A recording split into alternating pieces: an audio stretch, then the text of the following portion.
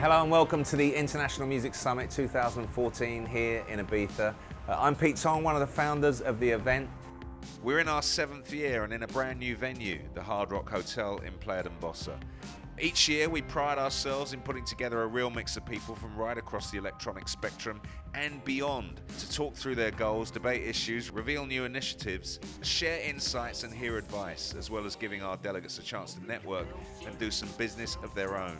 And most importantly, it's about bringing in some inspirational characters from other worlds. Speakers this year have included Seth Troxler, Annie Mac, SBTV's Jamal Edwards, record industry legends Seymour Stein, the man behind Sire Records, Team Avicii, Miles Leonard, U2 manager Paul McGuinness, MK, Pretty Lights, Alfredo, George Clinton, and much more. Here are some of the highlights across the 3 days. Kevin Watson presented the IMS Business Report, showing that dance music has grown in value faster than any other genre. In the world's biggest music market, the USA, dance electronic is actually the only genre in the last year that's shown growth. So dance and electronic is really the growth story in the US. If you take the DJs and live acts, the clubs and festivals, all the brands that are involved, what do you get to? How much is this thing worth? Last year, I stood here and our estimate was about $4.5 billion US. In reality, this last year, there's just been phenomenal growth. And so we think this industry is now worth $6.2 billion US. Lohan Presenter from Ministry of Sound delivered the State of the Nation, talking about the ever-evolving dance music scene. We've seen clubbing and dance music grow into the fastest changing, most adaptable and exciting genre of popular music worldwide. Electronic music by its very nature is constantly evolving. Every business book you read talks about change, taking risks, and having the courage and intellectual rigor to work things out. The music business used to be regarded as the sexiest business on earth, but it's become the most stuck. Over the last 15 years, record industry revenues, profits, and people employed have collapsed. We met the new CEO of the Association for Electronic Music, Mark Lawrence, who discussed the problems of how to capture dance music's missing royalties. Mark, could you give us an indication with your previous hat on at the PRS of quite how much money you feel, from a UK perspective, there is that is not ending up in the right hands? You're talking of a value of upwards of £15 million a year that needs to find its way into the right hands. Ben Turner interviewed the Boiler Room's Blaze Belleville.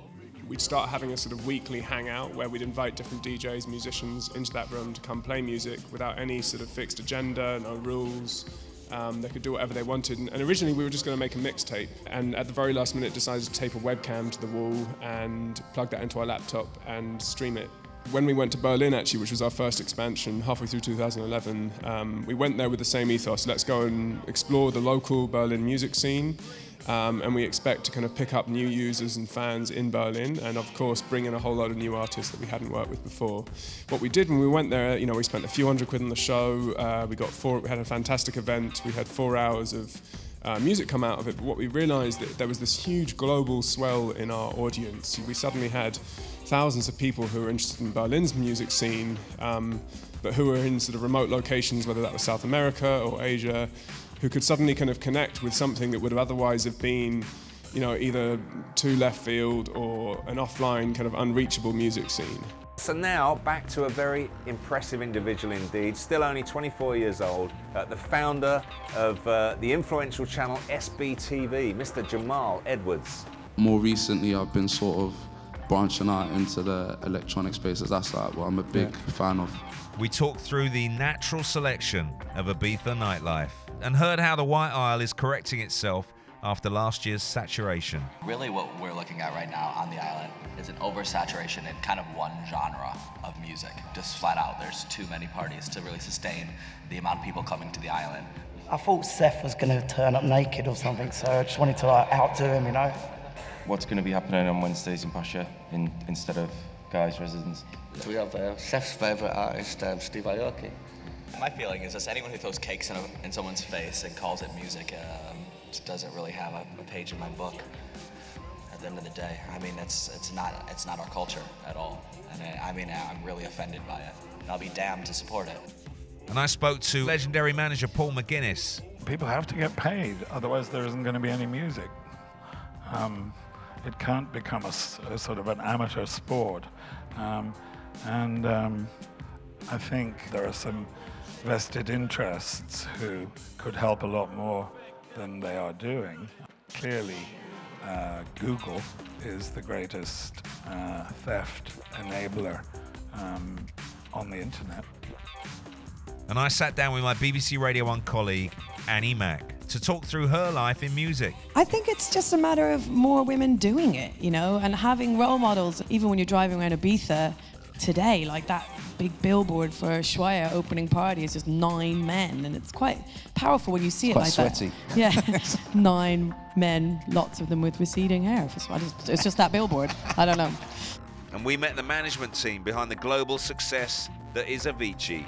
We already had a plan going into that kind of provocation that we were going to use all that hate and create buzz around what was happening. Within, I think, a few days, we started collecting all the hate posted online, and we reposted it on Avicii's social, like just uncensored, and said, you know, check out what the fuss is about, and then linked to a SoundCloud mix that put the songs in perspective, and you could hear it really work. You know, surely enough, within a week, that 95% hate turned into 95% love. The visionary partners behind Native Instruments, Daniel Haver and Matty Gallick, discussed Traktor and their incredible software company and their view of the electronic music scene. We want to help to create new musical genres, but we don't want to dictate what type of music you do with it.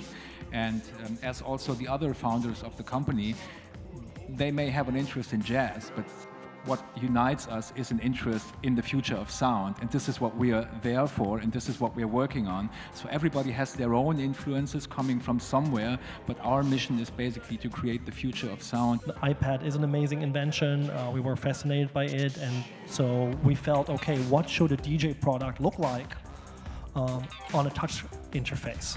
And following in the steps of Nile Rodgers, Giorgio Moroder, Jean-Michel Jarre, George Clinton was the keynote interview that rounded up the conference. I can follow the map straight through from funk to disco to hip-hop, techno, rave. All of it is dance music. This is the 21st century. The electronic age is the new sound, and we might as well get used to it.